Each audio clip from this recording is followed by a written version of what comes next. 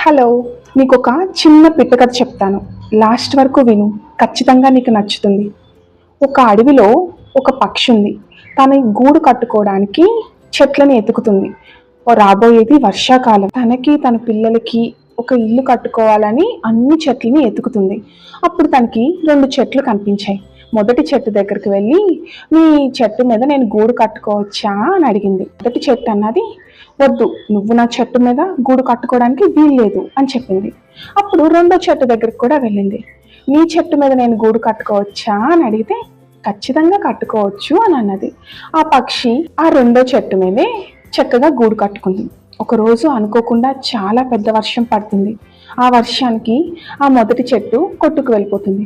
అప్పుడు ఆ పక్షి అంటుంది, చూసావా, నాకు నీ చెట్టు మీద గూడు కట్టుకోవడానికి చోటు ఇవ్వలేదు కదా, నీ కర్మ నీకు ఫలించింది, దేవుడు నీకు పనిష్మెంట్ ఇచ్చాడు అని నవ్వుతుందన్నమాట.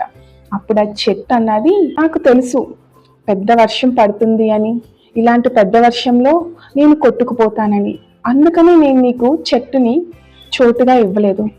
నీకు ఆ రోజు చోటిస్తే నాతో పాటు నువ్వే కాదు, నీ పిల్లలు కూడా కొట్టుకుపోతారు కదా, అందుకే నీకు ఆ రోజు చోటు ఇవ్వలేదు అని నవ్వుకుంటూ చెప్పుకుంటూ వెళ్ళిపోయింది. అప్పుడు ఆ పక్షి తన గురించి తెలుసుకోకుండా ఆ మాట అనేసానని చాలా బాధపడిపోయింది.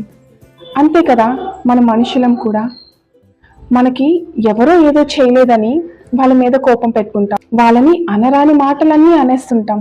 అసలు వాళ్ళు ఎందువల్ల చేయలేదు, ఎందుకు మనల్ని అలా అన్నారు అనే విషయాన్ని ఒక్క సెకండ్ కూడా ఆలోచించాం. ఎప్పుడైతే మనం అలా ఆలోచిస్తామో మనకి కనిపించే ఆ ప్రపంచం చాలా కొత్తగా ఉంటుంది. నచ్చిందా? చిన్నదే కానీ లైఫ్కి చాలా యూజ్ అవుతుంది. అప్లై చేసుకో.